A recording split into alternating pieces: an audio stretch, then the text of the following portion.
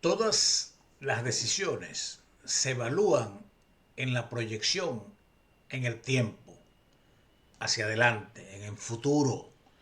Por eso cuando se va a decidir se hacen proyecciones, se manejan en perspectiva para los fallos y para eso se pide opinión, se evalúan en un gabinete todas las variables intervinientes y al final, en eso que llaman la soledad del jefe, se decide y se asumen las consecuencias. El tiempo se encarga de evaluar las virtudes o los defectos de la decisión, las bondades de haber asumido una responsabilidad en el momento en que había que tomarse o los defectos y sus secuelas, sobre todo cuando desde una alta magistratura del Estado se va a afectar a una localidad, a una región, a un país, a una nación o al mundo.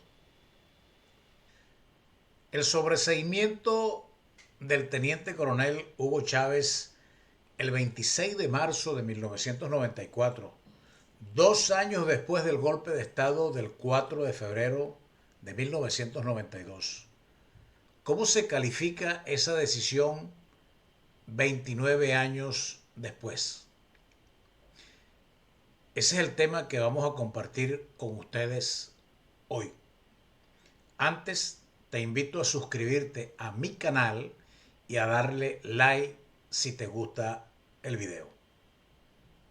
Frente a una probabilidad de un cambio político en el país y establecerse una transición donde se empiecen a manejar ideas como la reconciliación entre todos los sectores, el apaciguamiento de los factores radicalizados y meter debajo de la alfombra los postulados de la justicia, privilegiando la impunidad, es bueno desempolvar el tema del sobreseimiento del teniente coronel Hugo Chávez. Pero antes, vamos a poner un poco de contexto político, geográfico, histórico y legal de eso que se llama tomar decisiones, sobre todo de Estado, como decíamos de entrada. Las decisiones deben calificarse en el tiempo. Hay que darle oportunidad en los efectos y secuelas, como cuando se administra una inyección o se toma una medicina. 4 casos en el tiempo pueden ilustrar el tejido argumentativo de lo que vamos a desarrollar. En marzo de 1915, en plena Primera Guerra Mundial, Winston Churchill, como primer Lord del Almirantazgo, aprobó lo que se conoce como la Batalla de Gallipoli o Campaña de los Dardanelos contra el Imperio Otomano y Alemán. 252.000 bajas del bando británico se le cargaron a la responsabilidad de Churchill, quien tuvo que aceptar la degradación y la destitución. El teniente coronel de la Guardia Civil Española, Martín Antonio Tejero, fue el autor material del golpe de Estado del 23 de febrero de 1981 en el Congreso de los Diputados en Madrid. Enjuiciado, sentenciado y condenado en 1983 a 30 años de reclusión e inhabilitación política por rebelión militar, salió en libertad condicional en 1996 y en el tiempo lo ha consumido el anonimato. ¿Fue una buena decisión enjuiciarlo y condenarlo? El 5 de abril de 1992, Alberto Fujimori, en ese momento presidente de Perú, propició lo que se conoce como un Fujimorazo, con el respaldo de las Fuerzas Armadas. Disolvió el Congreso de la República, intervino el Poder Judicial, el Consejo Nacional de la Magistratura, el Tribunal de Garantías Constitucionales, el Ministerio Público y a la Contraloría General de la República. Un golpe de Estado de librito.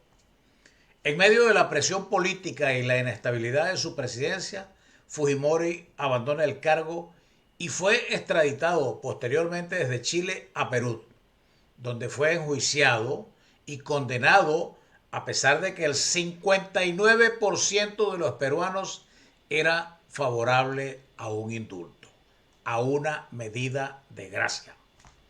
La cárcel ha sido una cotidianidad para Fujimori desde el Fujimorazo en 1992.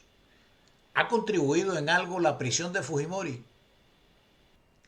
El general Marcos Pérez Jiménez, un golpista malo y un dictador peor. Después de los sucesos del 23 de enero de 1958, se dirigió a Estados Unidos, desde donde fue encarcelado y extraditado a Venezuela para cumplir una sentencia de 4 años, 1 mes y 15 días de prisión por peculado y malversación de fondos del erario nacional. La cumplió completa en la cárcel modelo de Caracas. La primera enmienda que se le hizo a la Constitución Nacional de 1961 pudiera haber sido bautizado como la enmienda Pérez Jiménez. Fue una enmienda para inhabilitar al expresidente Marcos Pérez Jiménez de ser electo presidente de la República nuevamente o desempeñar cargos parlamentarios ante el Congreso Nacional. Fue promulgada por el presidente Rafael Caldera. ¿Sirvió de algo la inhabilitación y la cárcel de Pérez Jiménez?